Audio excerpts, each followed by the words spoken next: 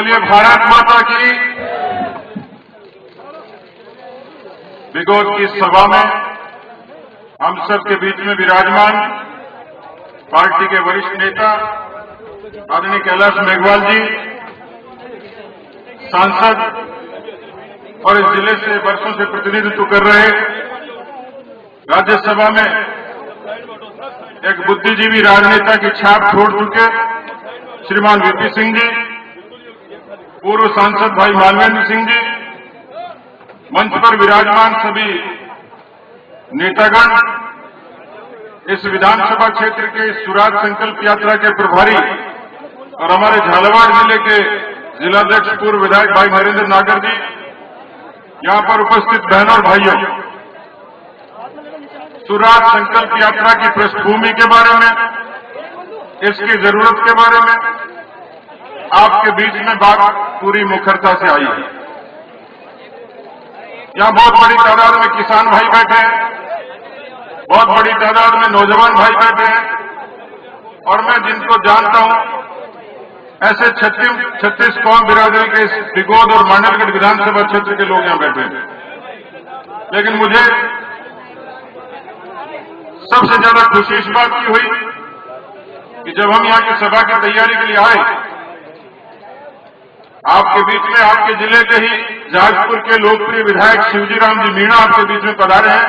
आज इन्होंने बहुत शानदार सभा करवाई जाजपुर में, बहुत शानदार सभा हुई, सब लोगों ने शिरकत करी और वसुंधरा जी को अपना समर्थन जाहिर किया इनके क्षेत्र में।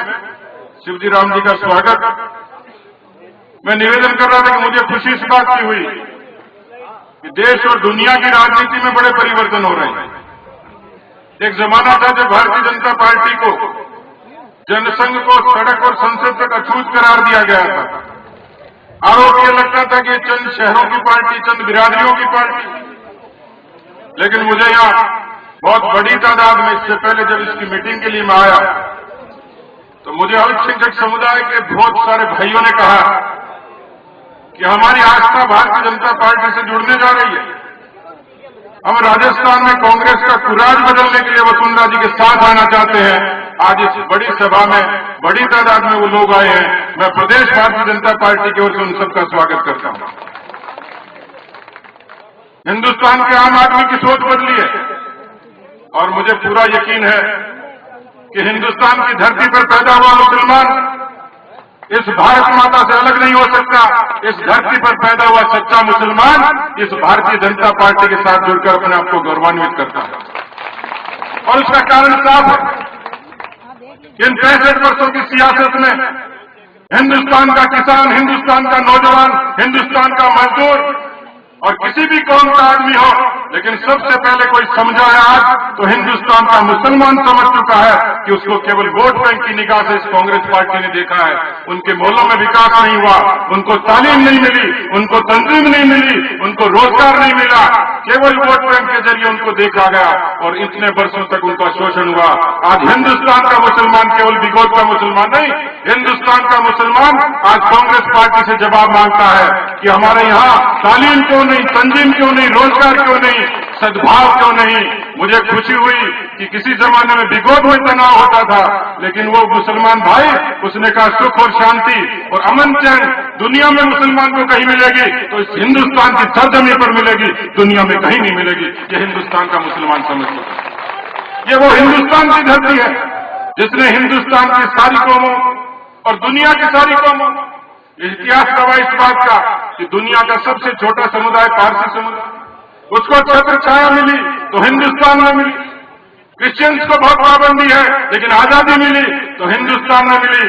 हिंदुस्तान में मिली, पाकिस्तान का मुसलमान पाकिस्तान में मुहाजिर होकर एक तरीके से दरिंदगी की जिंदगी जीने पर मजबूर हो रहा है, लेकिन फख्र के साथ कोई जी सकता है तो हिंदुस्तान में पाकिस्तान का मुसलमान भी बड़ी इज्जत के साथ जी सकता है। यह हिंदुस्तान की सरजमी और केवल ये विश्वास इसलिए पैदा नहीं हुआ, भारतीय जनता पार्टी पर तोहमत लगती होगी, लेकिन लोगों ने अटल बिहारी वाजपेयी का राज देखा, बिना किसी भेदभाव के, बिना किसी कौम के भेद के हिंदुस्तान में तरक्की की मिसाल कायम की, चाहे मुसलमान हो, चाहे किसान हो, चाहे नौजवान हो, चाहे किसी भी बिरादरी का हो। इस हिंदुस्तान में ये सोचा नहीं वाजपेयी ने कि मैं 4 लेन बनाऊंगा तो ये मुसलमान के रास्ते जाएगी या हिंदू के रास्ते जाएगी। एक समग्र विकास की दृष्टि से उस अटल बिहारी वाजपेयी ने एक काम करके दिखाया। इस राजस्थान की धरती इस बात की गवाह है।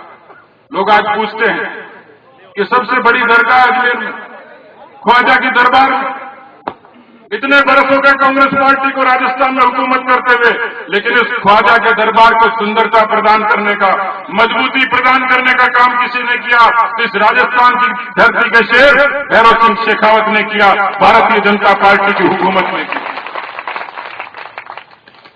इसलिए मुसलमान भाइयों, मैं पूरे विश्वास के साथ कह सकता हूं कि दुनिया की राजनीति बदल रही है, देश की राजनीति बदल रही है, और आप आओ, हम आपका स्वागत करते हैं। आप इस भारत मां की पूजा करेंगे, इस सरजमी की गाएंगे खाएंगे तो भारतीय जनता पार्टी आपको यकीन दिलाती है कि आपकी इज्जत और इकबाल की रक्षा कोई करेगी तो वो वसुंधरा राजे करेगी, वो कोई लाल कृष्ण आडवाणी और कोई नरेंद्र मोदी भी करेगा। ये मैं विश्वास आप लोगों को दिलाना चाहता हूं। ये वो भारतीय जनता पार्टी, लोग भेद की बात करते थे, लेकिन भारतीय जनता पार्टी ने कहा कि हम भेद नहीं करते। अब्दुल हमीद और अशफाकुल्लाह खान की शहादत को कोई सबसे पहले नमन करता है तो भारतीय जनता पार्टी का, भारत माता का कार्यकर्ता करता है, और हम भेद नहीं करते। भारतीय जनता पार्टी की सरकार में, इस देश की हुकूमत में, भारतीय जनता पार्टी के राज में, वाजपेयी जी के राज में, क्रिकेट के मैदान में दुनिया की टीमों को छक्के छुड़ाए तो इंडिया की क्रिकेट टीम ने छुड़ाए, लेकिन भारतीय जनता पार्टी के राज में हिंदुस्तान के एक एक लोगों ने कभी इरफान पठान के छक्के पर तालियां बजाई होंगी, खुशी मनाई होगी। हिंदुस्तान के इस भारत माता के लाल ने कभी ये परवाह नहीं करी कि ये मुसलमान था, उसको पता था तिरंगा फहरा तो इरफान पठान के छक्के से फहरा, उसने भारत मां की इज्जत बचाई, भारत मां को जीत दिलाई, इसलिए बिना किसी भेद के। ये भारतीय जनता पार्टी, ये उस चरित्र की पार्टी। इसलिए नौजवान और किसान भाइयों, यहां बहुत बड़ी तादाद में नौजवान भाई बैठे, बहुत बड़ी तादाद में किसान भाई बैठे। इन 65 वर्षों की सियासत, आज हिंदुस्तान का किसान जवाब मांगता है कांग्रेस पार्टी से। वो जब चौपाल पर खड़ा होता है कांग्रेस पार्टी का नेता तो उससे पूछता है कि आप कहते हो कि नया राजस्थान बनाएंगे, नया हिंदुस्तान बनाएंगे। अरे तो भाई 65 सालों में करके आ रहे थे, 55 साल तक हुकूमत कर ली, अभी भी कुछ नया बनाने की जरूरत है? तो लोग कहते हैं कि अब बेवकूफ बनाने की जरूरत नहीं। तो हिंदुस्तान और राजस्थान में ऐसी हुकूमत काम कर रही है। तो मेरे बाद में भी बहुत वक्त आएंगे और भी लोग बातें कहेंगे, लेकिन मैं समझता हूं कि राजस्थान में जिस तरीके की सरकार काम कर रही है, इससे झूठी कोई सरकार हो नहीं सकती। तो मेरे एक मित्र ने मुझे याद दिलाया कि फौज में जब फौजी काम करता है तो उसको छुट्टी बड़ी मुश्किल से मिलती है। तो छुट्टी के लिए अपने अफसर के पास गया, अपने किसी मित्र से सलाह ली क्या करूं, तो बोले कि तू दादाजी बीमार हो, ये बहाना बना दे। बोले ये बना चुका, दादी जी बीमार है, ये भी बहाना बना दिया, कि पिताजी बीमार है, ये भी बना दिया, माता जी बीमार है, ये भी बना दिया। तो अब क्या करूं कि अब तो एक काम कर, तो ये बता दे कि मेरी घरवाली बीमार, लुगाई बीमार, वाइफ बीमार। फौजी को जच के ये बहाना सही है और इस बहाने से छुट्टी मिल जाएगी। वो अपनी दरखास्त लेके गए, अर्जी लेके गए अफसर के पास, सैल्यूट किया उसको। उन्होंने कहा साहब छुट्टी चाहिए। बोले क्यों चाहिए? कि साहब मेरी घरवाली बीमार। अफसर भी समझदार था, उसने कहा भी 2 घंटे बाद आना, तेरी दरखास्त पे, अर्जी पे विचार करूंगा। वो फौजी जब 2 घंटे बाद वापस गया, वापस सैल्यूट किया कि साहब मेरी छुट्टी का क्या हुआ? तो अफसर ने कहा कि तेरे को छुट्टी नहीं मिल सकती। तो फौजी चकराया, बोले क्यों साहब, क्यों नहीं मिल सकती? कि तेरी वाइफ से, तेरी घरवाली से, तेरी लुगाई से मेरी टेलीफोन पे बात हो गई, वो बिल्कुल राजी खुशी है, छुट्टी नहीं मिल सकती। अब तो फौजी चकराया, उसने बड़ी हिम्मत करके कहा साहब एक अर्ज करना चाहता हूं। बोलो। कि साहब झूठा तो मैं भी बहुत हूं, पर तू मेरा बाप निकला। तो अफसर ने कहा भाई कैसे? बोले जी मैं तो कुंवारा हूं। तो ऐसी झूठों की सरकार है कि जो कुंवारों की लुगाई से भी बात कर लेती है, अशोक गहलोत की सरकार। मनमोहन सिंह जी का राज, केंद्र में मनमोहन सिंह जी का राज। गणेश जी बैठे रहेंगे। केंद्र में मनमोहन सिंह जी का राज। आपको मेरे को एक ताजुब की बात बताओ, क्या आपने मनमोहन सिंह जी को कभी बोलते हुए सुना है क्या? मनमोहन सिंह जी को कभी बोलते हुए सुना है क्या?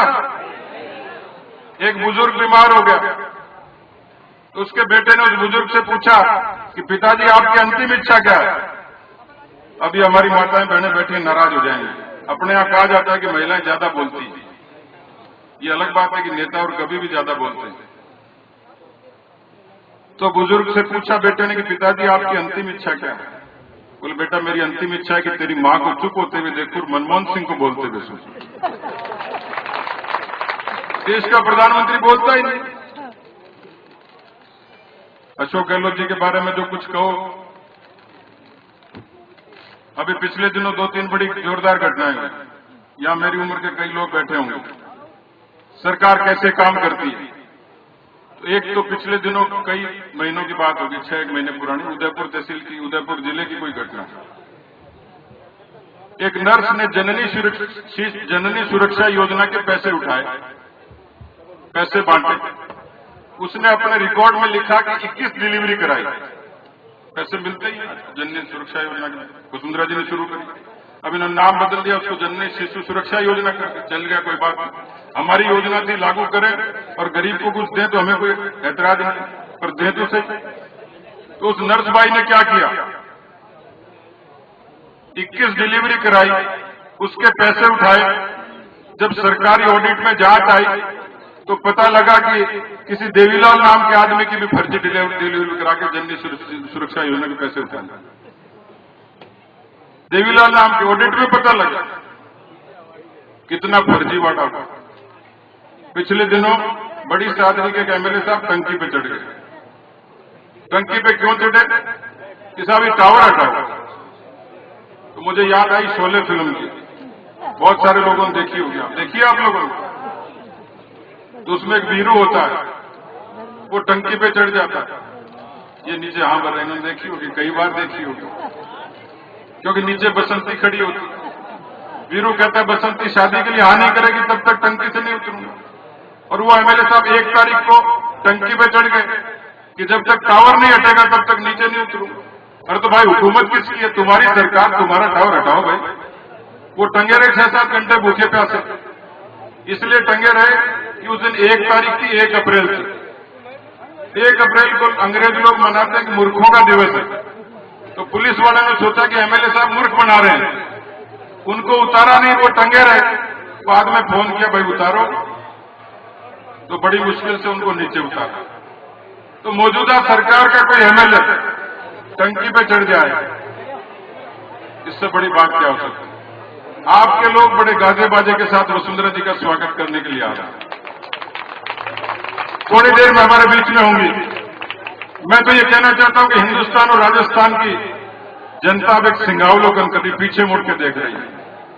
किन 60-65 सालों की राजनीति में जिस पार्टी ने 55 साल तक हुकूमत करी, वो आज किसानों के लिए कहती कि हम किसानों के हितैषी, वो नौजवानों के हितैषी होने की बात करती है, मजदूरों के हितैषी होने की बात करती है।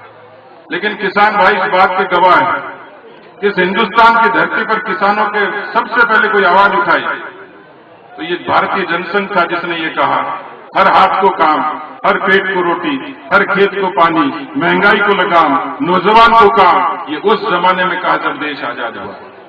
और जब हुकूमत मिली तो हिंदुस्तान का किसान इस बात का गवाह है कि जो करोड़ों किसान क्रेडिट कार्ड मिले वो केवल अटल बिहारी वाजपेयी और हिंदुस्तान में भारतीय जनता पार्टी की बदौलत मिली। और जब वाजपेयी जी की सरकार चली गई, दोबारा नहीं आई, तो लोग हिंदुस्तान की सड़कों पर जिक्र करते थे। क्या जिक्र करते थे? क्या कहते थे? यदि वाजपेयी की सरकार दोबारा आ जाती तो क्या हो जाता? हिंदुस्तान की नदियां जुड़ जाती, और हिंदुस्तान की नदियां जुड़ जाती तो हिंदुस्तान के किसान की तकदीर और तस्वीर बदल जाती। ये लोग उस समय सड़कों पर बात करते। इसलिए राजस्थान की धरती गवाह कि किसान को बिजली की सहूलियत किसी ने दी तो भैरव सिंह शेखावत ने दी, और भारतीय जनता पार्टी की हुकूमत में वसुंधरा जी ने दी। 1.5 लाख मजदूर और किसान का बच्चा बिना किसी सिफारिश के, बिना किसी रिश्वत के, यदि पहली बार 1.5 लाख नौजवानों को रोजगार मिला तो इस हिंदुस्तान की धरती पर, इस राजस्थान की धरती पर, इस राजस्थान के नौजवानों को वसुंधरा जी के राज में मिला। इसलिए लोग याद करते। इसलिए नौजवान और किसान भाइयों, अब हिंद राजस्थान की जनता परिवर्तन चाहती है। उन्होंने वसुंधरा जी के साथ अपना समर्थन जाहिर किया।